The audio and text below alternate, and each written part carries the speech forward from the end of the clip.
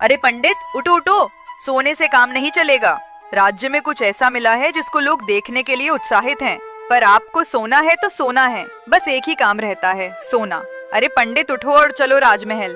अरे भगवान, ये क्या? अरे भाग्यवान, सोने दो ना, क्यों परेशान करती हो? रोज रोज तुम परेशान करती रहती हो। बोलो, आज कौन सी मुसीबत सिर पर पड़ी है जो एक पंडित को सोने नहीं दे रही हो? हा, बहुत सो लिए, अब उठ जाओ। एक बहुत बड़ी खबर है।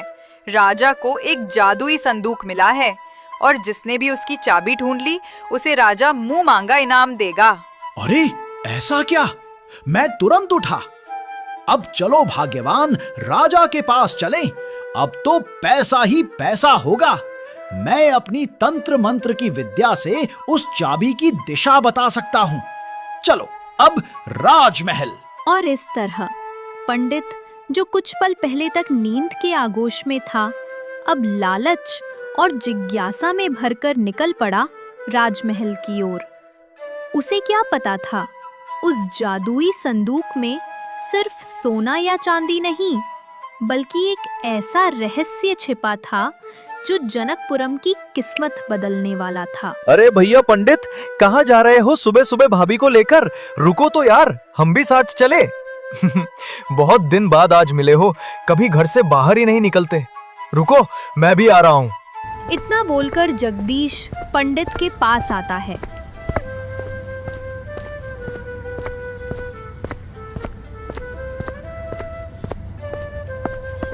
फिर पंडित जगदीश से कहता है, अरे जगदीश भाई, कभी घर भी आया करो। महीना हो गए पर मुलाकात नहीं हुआ। बचपन में साथ खेला करते थे, पर समय ने ऐसा करवट बदला कि अब दोस्त भी अपना समय नहीं निकाल पा रहे। अरे पंडित भाई, ऐसी बात नहीं है। दरअसल मैं थोड़ा काम से बाहर गया था, पर मेरा ध्यान तुम्हारे ऊपर ही था। तुम्हारे बिना मैं अधूरा था। बोलो, आज किधर जाने का प्लान है? और भाभी को भी साथ में लेकर जा रहे हो? कहीं निमंत्रण है क्या? अरे पगले, इतने बड़े हो गए हो पर अभी बच्चों के जैसी बातें करते हो। हम कहीं निमंत्रण नहीं जा रहे हैं, हम जा रहे हैं राजा के दरबार। हमें पता चला है कि राजा को कोई जादुई संदूक मिला है और इस संदूक की चाबी जो कोई ढूंढ कर लाएगा, राजा उसे मुंह मांगी चीज देगा। अरे पंडित, गजब! ये सही मौका। हमको चाबी ढूंढना ही पड़ेगा। अगर चाबी ढूंढ देंगे तब राजा खुश होकर बहुत सारे इनाम देगा और फिर हम बहुत बड़े आदमी हो जाएंगे। डर डर की ठोकरें खाना बंद कर देंगे। चलो, साथ में भी चलता हूँ। इतना बोलकर जगदीश भी पंडित के साथ राजमहल की तरफ निकल पड़ा। और फिर थोड़ी देर बाद वे सभी राजमहल पहुंच गए। वहां पर पहुंचकर देखा कि और भी आदमी खड़े थे। संदूक बीचों बीच रखा था। पंडित और जगदीश को देखकर राजा बोल पड़ा, पंडित, ये कोई पूजा पाठ करने का स्थान नहीं है। मतलब, मेरे कहने का मतलब, यहाँ पर मेहनती और साहसी आदमियों की जरूरत है, क्योंकि इसकी चाबी कांतारा जंगल में मिलेगी और वहां पर जाना किसी मौत से कम नहीं। इसलिए आप यहां से जा सकते हैं। आपका काम सिर्फ पूजा पाठ करना है। रहस्यमयी चीजों में आप अपना हाथ ना डालें। अरे राजा जी, सत सैया के दोहरे जो नाविक के तीर, देखन में छोटन लगे घाव करे गंभीर।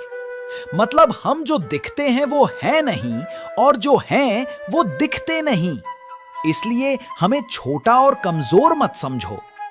ये कोई जादुई संदूक नहीं, बल्कि राक्षसी पेटी है। इसको खोलना मतलब काली शक्तियों को आजाद करना। ये सबको बर्बाद कर देगी। क्या बोल रहे हो पंडित? ये संदूक एक राक्षसी संदूक है। तुम्हारे कहने का मतलब, अगर हम इस संदूक को खोलेंगे तब राक्षसी शक्तियां बाहर आएंगी और इस राज्य को बर्बाद कर देंगे। पर ऐसा तो मैं नहीं सुना था। मैंने सुना था कि ये एक जादुई संदूक है जिसकी चाबी कांतारा जंगल में कहीं छुपाई गई है और फिर उस चाबी से इस संदूक खोलते ही राज्य में एक चमत्कार होगा। राजा जी, आपकी बातें बिल्कुल सही हैं, पर जहां तक मेरा अनुमान है वहां तक ये बात गलत है। मैं भी एक पंडित हूं और मुझे भी कुछ चीजों का ज्ञान होता है। मैं अपने मंत्रों से ये जान चुका हूं कि ये संदूक कोई आम संदूक नहीं, बल्कि काली शक्तियों का बंधक है। अगर ऐसी बात है पंडित, तो हमारे राज्य के मुनि व्यास महाराज से बात करनी होगी। इसके लिए आपको और जगदीश को मेरे साथ चलना होगा और अपनी पत्नी को बोलो कि घर जाए और हमारे आने तक इंतजार करें। राजा की इतनी बात सुनकर पंडित अपनी पत्नी से कहता है, सुनो भाग्यवान, अगर मैं लौटा तब ठीक नहीं तो समझ जाना कि मैं उस चाबी को खोजने के लिए कांतारा जंगल जा रहा हूं। और हां, घबराना नहीं, ईश्वर में विश्वास रखना। जो कुछ भी होगा बहुत अच्छा होगा। इतना बोलकर राजा, मंत्री, पंडित और जगदीश सभी लोग व्यास महाराज से मिलने चल देते हैं।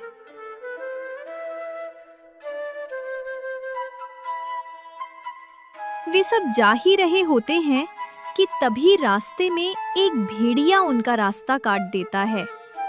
भेड़िए के इस तरह रास्ता काटते देख राजा, मंत्री और सभी लोग रुक जाते हैं।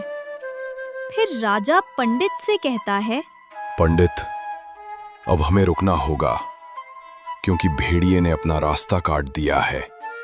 क्योंकि पुराने लोग मानते थे कि अगर सफर को किसी जानवर ने काटा है तो रुक जाना चाहिए। अब तुम बताओ, क्या आगे चलना सही है या गलत? क्योंकि मुझे नहीं लगता कि आगे जाना सही होगा। राजा जी, क्या मैं बोलूं? जो होना है होकर रहेगा, बस हम उसके हिसाब से चलेंगे।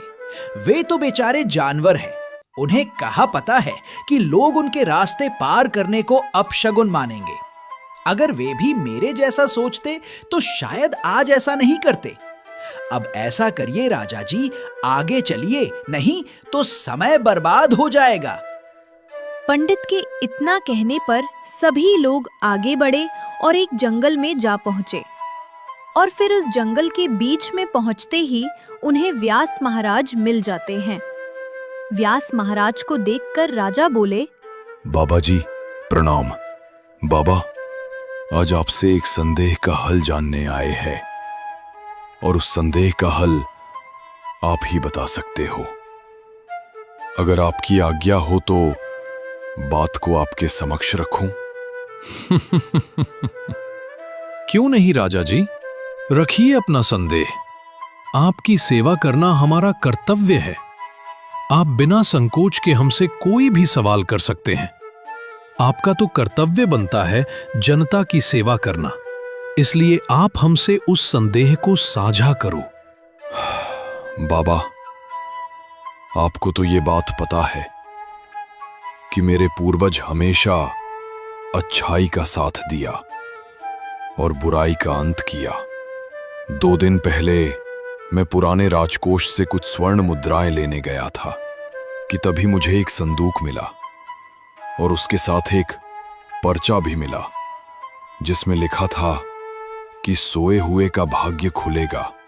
पर पंडित का मानना है कि ये एक बुरी शक्तियों का संदूक है जिसके खुलते ही राज्य काली शक्तियों का गुलाम हो जाएगा। क्या ये बात सत्य है बाबा जी? राजा जी, आपके बातें ठीक है, पर यह सच में बहुत खतरनाक संदूक है। उसे राज्य कोष में ही रखना उचित था, लेकिन आपने उसे बाहर निकाल दिया है। इसलिए दूसरी बुरी शक्तियां अब उसे आजाद करने का पूरा कोशिश करेंगी। हां, ये बात बिल्कुल सत्य है कि संदूक के खुलते ही राज्य बर्बाद हो जाएगा। तो बाबा जी, इसका कोई तो उपाय होगा। अगर हम संदूक को नष्ट कर दे तब सब कुछ ठीक हो जाएगा। नहीं नहीं, ऐसा करना सही नहीं है। उसको नष्ट करना इतना आसान नहीं है। उसे नष्ट करने के बजाय अगर हम उसकी चाबी को नष्ट कर दें तब वो हमारे लिए खतरा नहीं होगा। पर कांतारा जंगल जाना इतना आसान भी नहीं है। उसके लिए बहुत दिमाग, ताकत और सिद्धि की जरूरत है। अरे बाबा जी, इतने लोगों में आपको कोई पहलवान जैसा दिखा नहीं। आप थोड़ा ध्यान से देखें तो साहसी और थोड़ा विद्वान आदमी आपके सामने खड़ा है। माथे पर तिलक लगाएं, कंधे पर गमछा धरे, दिखने में भोला भाला। आप समझ रहे हैं ना बाबा जी किसकी बात कर रहे हैं? जब मैं यहां पर हूं तब आप परेशान ना हो, बस मुझे मार्ग बताएं, उस चाबी को मैं नष्ट कर दूंगा। बेटा, तुम्हारे साहस की दाग देनी पड़ेगी।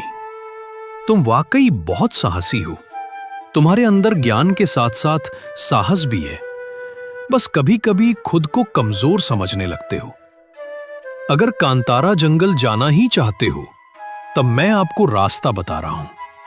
इधर से जाओगे जंगल रास्ते बहुत मुसीबतें आएंगी, और जिस जंगल में तुम्हारे विश्वास के साथ खेला गया हो, छल किया गया हो, समझ जाना कि वही जंगल है कांतारा जंगल। और इस कांतारा जंगल में एक काली गुफा के अंदर रखा है इस संदूक की चाबी, जिसके रक्षक बहुत ही खतरनाक है। वहां पर जाकर तुम्हें एक मंत्र पढ़ना होगा जो ये साबित करता है कि हम दुनिया की भलाई के लिए यहां पर आए हैं। बाबा, आप निश्चिंत रहें और हमें वो मंत्र बताएं जिसको मैं याद कर लूं और समय आने पर उसे पढ़ लूं।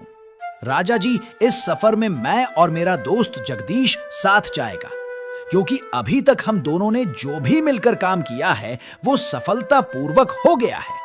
इसलिए मेरी पत्नी का ख्याल रखना, कोई भी चीज की कमी मत होने देना, और जगदीश के भी परिवार का देखभाल करना।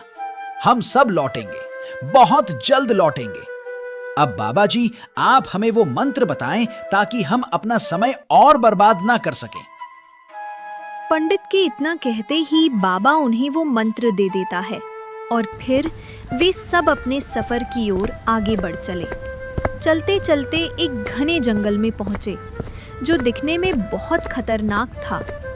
वहां पर लोगों के कंकाल पड़े थे, उनकी खोपड़ियां पड़ी थी। दिखने में ऐसा लग रहा था जैसे कोई शमशान घाट पर जंगल उगाया हो।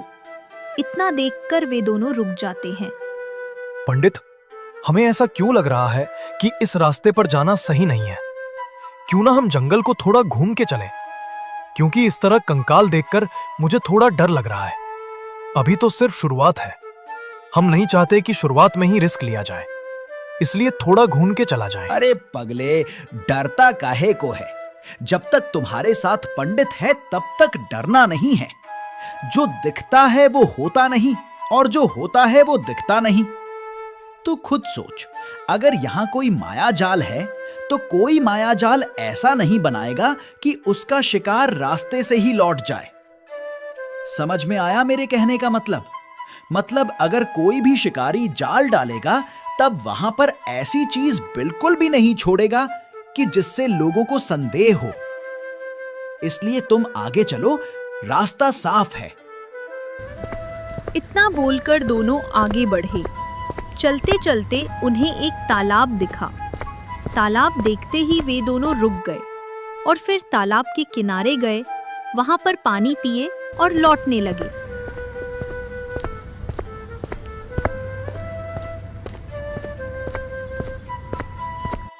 तभी जगदीश पंडित से बोला, अरे पंडित, क्या हम थोड़ी देर आराम कर लें? क्योंकि सफर बहुत लंबा है और रात भी होने वाली है, और रात में जंगल में रुकना सही नहीं होगा। इसलिए हम शाम को ही आराम कर लें। वे दोनों इतना बोलकर एक पेड़ की तरफ आराम करने निकल चले, और जैसे ही पेड़ के पास पहुंचे वैसे ही जगदीश को एक चिराग दिखाई दिया। चिराग को देखकर जगदीश पंडित से बोला, पंडित, एक बात पूछूं? क्या तुमने भी वो कहानियां पढ़ी हैं जिसमें चिराग रगड़ने से जन्न बाहर आता है? क्या तुमको लगता है कि वो बातें सही हैं? अगर लगता है तो कुछ ना कुछ तो होने वाला है, और ऐसा होने वाला है जिसको देखकर मजा आ जाएगा। हाँ, बातें सही हैं, क्योंकि मेरे पूर्वज बताते थे कि उनका एक साथी दोस्त जिन्न था जो उनके साथ घूमता था और बातें भी करता था, पर अचानक से पता नहीं कहां गायब हो गया और फिर कभी दिखा नहीं। पर तुमने ऐसी बात क्यों की? क्या तुमको जिन्न मिला है क्या? मिला नहीं, पर मिलने वाला है। पंडित, सामने देखो, एक चिराग पड़ा है और मुझे पूरा विश्वास है कि हम इस चिराग को रगड़ेंगे और जैसे ही रगड़ेंगे वैसे जिन्न बाहर आएगा। मेरी बातों का विश्वास करो। अरे हाँ, ये तो सच में एक चिराग है और ये बहुत पुराना है। कहीं ऐसा तो नहीं ये वही चिराग है जो मेरे पूर्वजों से खो गया था? मेरे समझ में नहीं आ रहा जगदीश। ऐसा करो, चिराग को रगड़ो, जो होगा देखा जाएगा।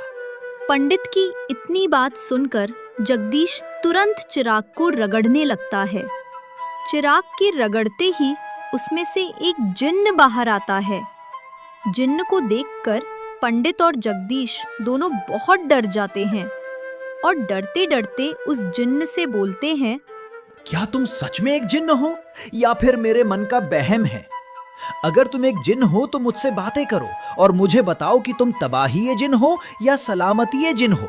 बोलो। पंडित और जगदीश भाई, मैं एक जिद्दी और गुस्से वाला जिन्न, पर दोस्तों से कभी गुस्सा नहीं होता, इसलिए तुम दोनों डरो नहीं। अब हम एक दोस्त हैं। मैं वर्षों से इस चिराग के अंदर बंद था और हाँ पंडित, तुम्हारे मन की बातें मैं समझ सकता हूं, तुम्हारा दिमाग में पढ़ सकता हूं, पर कांतारा जंगल जाना उतना आसान नहीं है। वहां पर मेरी सारी शक्तियां बाधित हैं। मेरे सोचने की क्षमता और गायब होने की क्षमता उतनी मजबूत नहीं रहेगी जितनी इस जंगल में है, और वहां पर कदम कदम पर मौत है। तो बोलो, क्या तुम मौत का सामना कर पाओगे? अब जब दोस्त बन गए हो तो दिल में रखने की क्या जरूरत है? अरे पगले, मरने का डर उसे लगता है जो कायर होते हैं। हम तो सिर्फ लोगों के लिए जीते हैं, अपने राज्य के लिए जीते हैं। अगर उनकी सेवा करते करते मौत भी आ जाए तब कोई फर्क नहीं पड़ता। हाँ जिन भाई, आपकी बातें सही है, पर मुझे कहीं कहीं थोड़ा डर लगता है, क्योंकि अभी मेरी शादी नहीं हुई, इसलिए सोच रहा था कि शादी हो जाए फिर मर जाऊं तो कोई गम नहीं। बुरा मत मानना, मजाक कर रहा था। अब चलो सफर को आगे बढ़ाया जाए। अरे तो उसमें चलने की क्या जरूरत है हमसे? बोलो, उड़ाते हुए, आसमान की सैर कराते हुए कांतारा जंगल के पास उतारूंगा। बोलो, क्या तुम दोनों मेरे साथ उड़कर चलोगे या फिर मैं तुम्हारे साथ पैदल चलूं? अरे ना बाबा ना, हमें उड़कर नहीं जाना, हमें पैदल चलना है, क्योंकि सफर का मजा तभी है जब हम रास्ते को समझकर चले। वैसे भी अगर हम रास्ते को देखकर चलेंगे तब लौटने में कोई भी दिक्कत नहीं होगी, क्योंकि कोई भरोसा नहीं है कांतारा जंगल किसको निगल जाए। इसलिए हमें पैदल जाना सही लगता है। पंडित की इतनी बात सुनकर सभी जंगल की तरफ निकल पड़े और चलते चलते रात हो गई, लेकिन वो सब रुक नहीं, वे सब चलते रहे। चलते चलते आखिरकार सभी रुक जाते हैं। तब पंडित बोलता है, जिन्न भाई, इतना बड़ा जंगल है, मुझे कुछ खाने को लेकर आओ, क्योंकि मुझे बहुत जोरों से भूख लगी है। और हाँ, तुम उसे अपनी जादुई शक्तियों से नहीं बनाओगे। मुझे पेड़ का मीठा रसीला फल चाहिए जिसको खाकर मेरी